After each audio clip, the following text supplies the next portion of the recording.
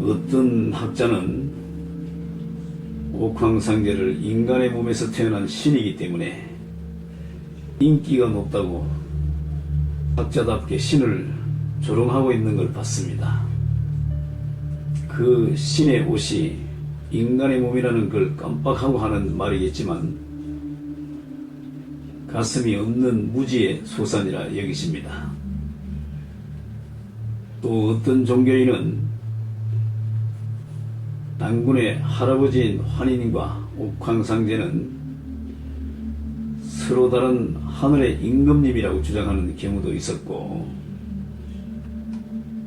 또 어떤 이는 각 종교에 나오는 모든 교주 승인들은 옥황상제인 하나님으로 근본적으로 그분 한 분을 칭하는 것이라고 아주 광적이고 자신에 차있는 주장을 하는 경우도 있었고,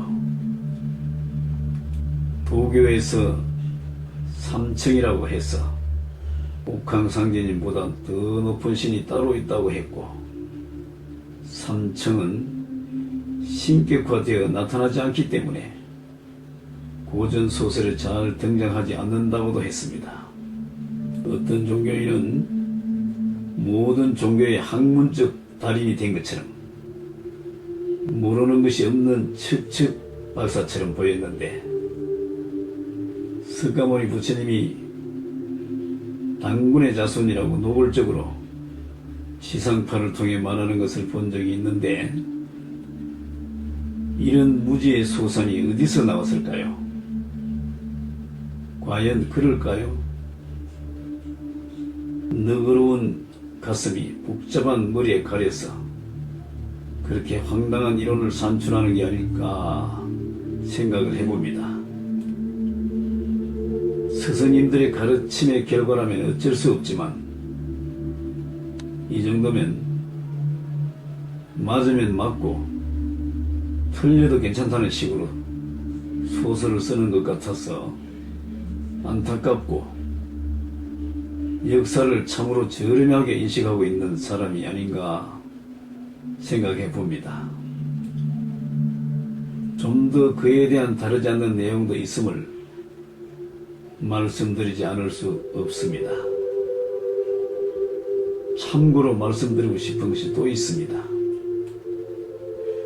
지도자들이 정신세계에 신경 쓰고 미지의 세계로 공부하는 것은 자기 자신의 정체성을 알아가는 데 큰 도움이 됩니다만, 보이지 않는다고 해서 함부로 정신적 초월신들을 함부로 아는 척하고 잘못 전달하는 것은 자기 자신을 신벌의 대상으로 성장시키는 것이므로 조심해야 할 부분입니다. 안다는 것이 모르는 것일 수 있다는 것도 염두에 둘 줄 알아야 할 것입니다. 자, 그럼 오늘은 지난 옥황상제 4편 마지막 질문에 지금 소선과 대화하시는 옥황상제 어른이 그 당시 세종시 환인, 환웅 어느 분이십니까? 라고 질문을 드렸더니 이렇게 답을 주십니다. 상제를 놓고 이러쿵 저러쿵 말이 많습니다만, 상제라 함은 처음으로 받들어 모신다는 뜻입니다. 그리고 환웅이라는 사람은 원래 존재하지 않습니다. 그러나 근거는 있습니다. 왜냐하면 당군을 10살 전까지 애칭으로 불렀던 이름이 웅이었습니다. 어릴 때부터 워낙 힘이 세고 기골이 장대한 데다 타고난 모습이 우직해서 어릴 때 웅이라고, 요즘으로 보자면 별명이랄까 애칭이랄까, 그래서 그렇게 된 것입니다. 그리고 상제에 대해서 말씀드리면 좀 애매한데, 이거 설명하려면 시간이 많이 걸리지 않겠습니까?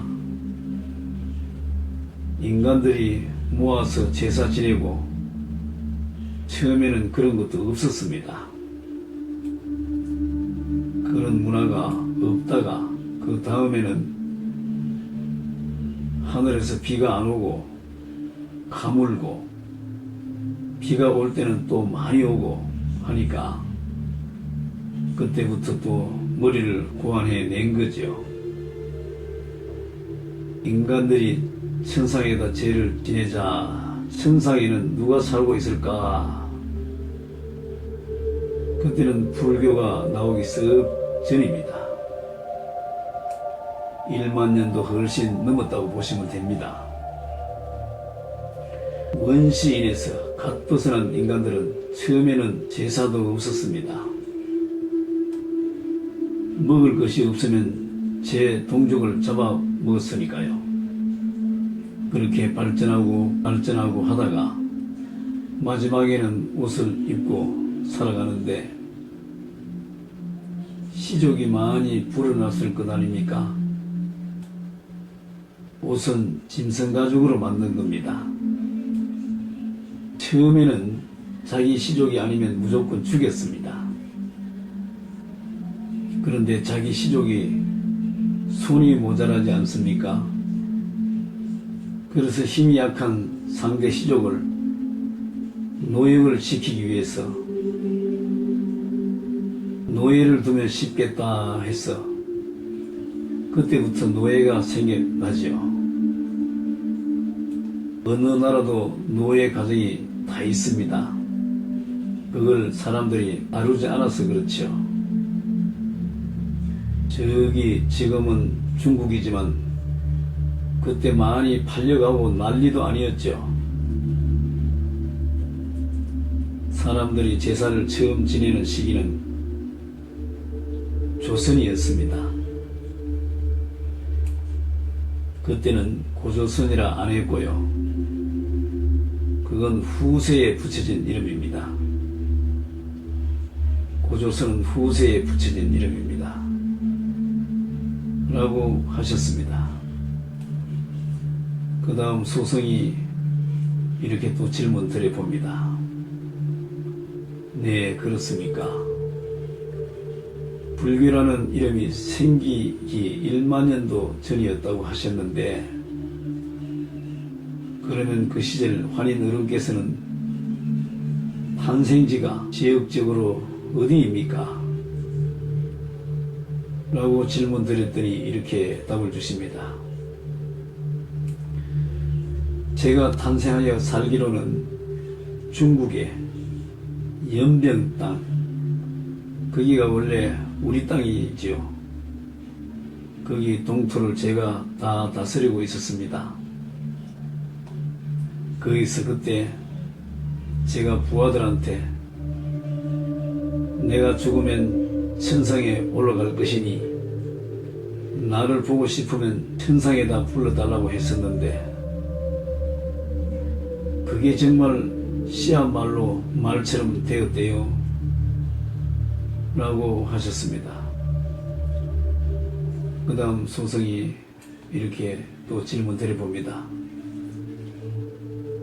그렇습니까? 환인 어른께서 그 생에 탄생 전은 어디였습니까? 라고 질문 드렸더니 이렇게 답을 주십니다. 저는 그때 천상에서 내려왔습니다. 천상에 인간이 산다는 것도 안 믿겨졌고 지금 말해도 뭔가 하고 아리송해하는 사람들이 많지 않습니까? 제가 천상에서 처음 내려온 사람이라고 보면 됩니다. 그러니까 바로 천상으로 다시 올라간 것입니다. 라고 하셨습니다. 그 다음 소성이 이렇게 또 질문 드려봅니다. 그러니까 기록에 나와 있는 당군은 환인 어른의 손자도 아니고 아들도 아니고 친구의 아들이라는 말씀이시죠? 라고 질문드렸더니 이렇게 답을 주십니다. 네, 그런데 제 아들로 올랐지요. 그런데 그 당시에도 충실한 부하들과 가까이에 있던 측근들 외에는 이 사실을 상세히 아는 사람은 별로 없습니다. 라고 하셨습니다. 그 다음 소성이 이렇게 또 질문 드려봅니다. 근데 환인 어른께서도 왕자님들, 공주님들이 있지 않았습니까? 라고 질문 드렸더니 이렇게 답을 주십니다. 맞습니다. 많았습니다. 나이가 아래였습니다. 라고 하셨습니다. 그 다음 소성이 이렇게 또 질문 드려봅니다. 그렇습니까? 그때 당시 범위가 상당히 크게 형성된 왕궁이라고 보면 되겠습니까? 아니면 보통 규모였습니까? 라고 질문 드렸더니 이렇게 답을 주십니다. 가장 발전되고 큰 부족이었습니다. 지금의 중국뿐 아니라 그보다 훨씬 넓은 곳을 우리가 다 통치를 했습니다. 세계 문명의 발상지였고 오랜 역사를 지켜왔습니다. 그렇다 보니 왕궁이 10개가 넘었습니다. 라고 하셨습니다. 그 다음 소성이 이렇게 또 질문 드려봅니다. 그렇습니까? 이 대단한 내용을 혼자 듣기에는 너무 놀랍고 흥분되는 내용입니다. 세상 사람들이 이 사실을 말하면 얼마나 믿어줄지 걱정이 앞섭니다. 그리고 현상계에서 구전으로 공공연히 들리는 말에 의하면 무속인들의 원뿌리가 불교 쪽이라고 해서 부처상을 너도 나도 모신다고 하는데 그 유래와 사실을 알고 싶습니다. 라고 질문 드렸더니 이렇게 답을 주십니다. 그건 아닙니다. 무속인들은 옛날에 사찰에 일하던 공양주죠. 이분들이 볼 때 어떤 스님들이 자기보다 못해 보이는 겁니다. 얼빵한 스님 하나 제끼고 자기가 우두머리가 되는 것은 어렵지 않았던 거죠. 그래 삐져나온 것이 무속인이죠. 그러니까 무속인도 불교가 생기고 그 후에 생기게 된 것으로 보면 됩니다. 뭘 모르다 보니 아무 신이나 다 불러 제킵니다. 문제가 많습니다. 제가 봤을 때는 그 무속의 뿌리가 불교일 수는 없습니다. 라고 하셨습니다. 그 다음 소성이 이렇게 또 질문 드려봅니다. 얼마 전 현상계에 청학동이라는 곳에 삼성궁이라는 시설이 있다기에 그곳에 어렵게 걸어 올라갔는데 당군 어른상이 모셔져 있었으나 상만 있고 당군 어른은 안 계신다는 것을 알고 실망하고 그냥 내려온 적이 있습니다. 그런데 어떤 분들은 산신이 당군이라고 하는 분도 있습니다만 하고 말씀드렸더니 이렇게 답을 주십니다. 아무리 크고 좋은 시설을 해놓아도 돈을 목적으로 해놓은 곳에는 천상의 신들은 내려앉지 않습니다. 거기는 없습니다. 그리고 그 아이는 산신으로 내려온 적은 없습니다. 그런데 도인이 없습니다. 도인이 나겠습니까? 라고 하셨습니다. 그 다음 소승이 이렇게 또 질문 드려봅니다. 아, 그렇습니까? 그럼 단군 어른은 현상계에 몸을 받아 내려온 적이 있습니까? 라고 질문 드렸더니 이렇게 답을 주십니다. 네, 있지요. 근데 단군으로 안 내려왔습니다. 다른 이름으로 이쪽으로 내려온 적이 있습니다. 라고 하셨습니다. 그 다음 소승이 이렇게 또 질문 드려봅니다. 이런 생명체는 어디를 내려오든 훌륭한 족적을 말없이 남기고 가셨겠지요. 원래 뿌리가 이쪽 지역하고 연관이 되어 있다는 것은 역사적인 사실이라고 보면 되겠습니까? 라고 말씀드렸더니 이렇게 답을 주십니다. 네, 맞습니다. 뿌리가 그러니까요. 라고 하셨습니다. 그 다음 소승이 이렇게 또 질문 드려봅니다. 그러면 서양 쪽에서는 환인과 단군을 어떻게 보실까요? 아니면 관심이 없을까요? 라고 말씀드렸더니 이렇게 답을 주십니다. 거기는 기독교를 최고로 치지 않습니까?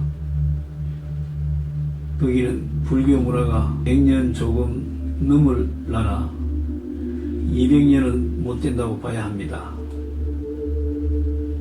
이쪽에도 기독교가 온 지 200년 정도로 봐서 동시대에 서로 오고감이 활발했다는 증거입니다. 그쪽의 원주민은 워낙 원시적이어서 심성에 가깝다고 볼 수 있었지요. 사람들이 무식해서가 아니라 영적 진화를 못 시켜 태어나다 보니 잔인합니다. 라고 하셨습니다. 그 다음 소승이 이렇게 또 질문 드려봅니다. 지금 이쪽으로 전파되어 이웃 종교가 되어 있지만 기독교가 다른 종교와 심한 교리 차이로 목소리가 좀 큰 편입니다.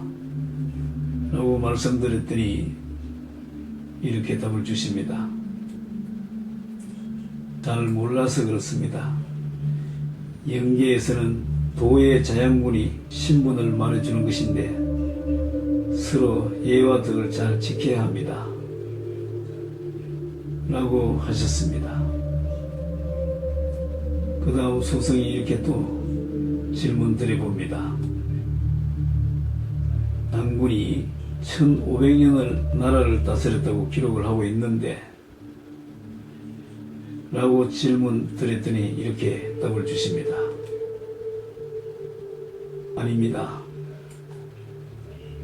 단군의 나라가 1500년을 갔지요.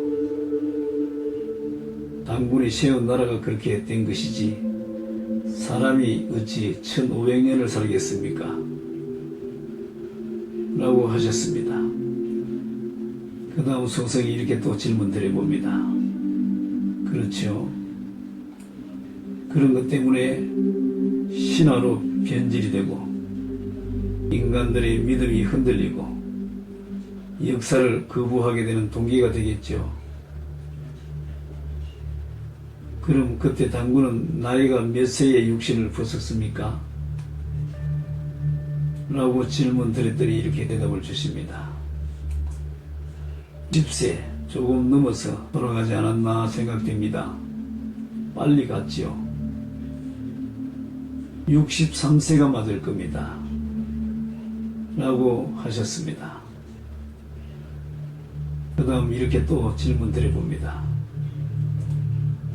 기록에 보면 곰과 호랑이, 마늘을 주제로 재미있는 설을 만들어 놓았는데 어떤 근거가 있는지, 있다면 어떤 것이 있었기에 이런 신화적인 기록으로 남아있을까요?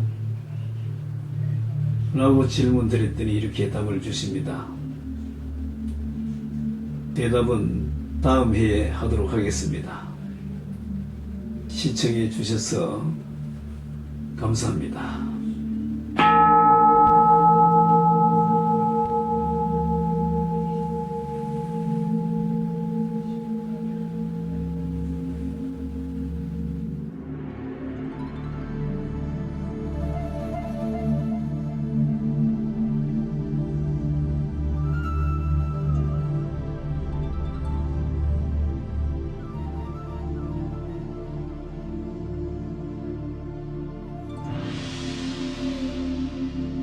나는 천명을 받고 이 땅에 왔습니다.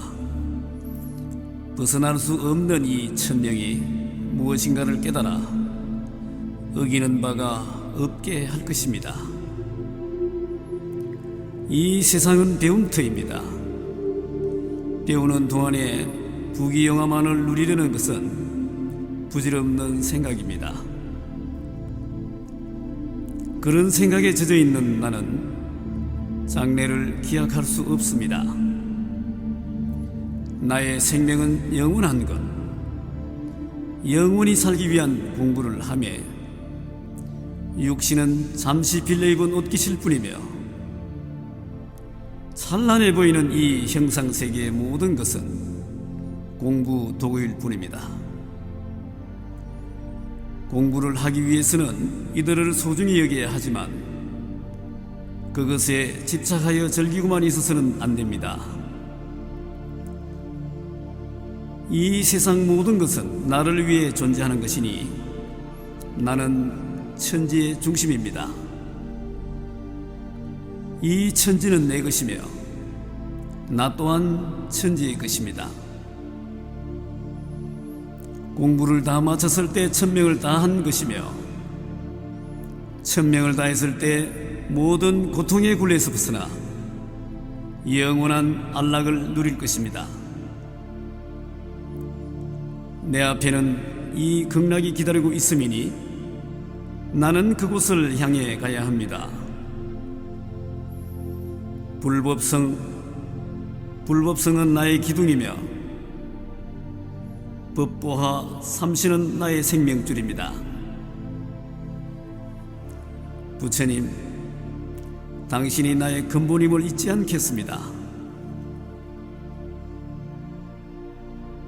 부처님, 당신이 나의 모든 것을 다 한다는 것을 잊지 않겠습니다. 부처님, 일체 현상이 다 당신의 나툼임을 잊지 않겠습니다.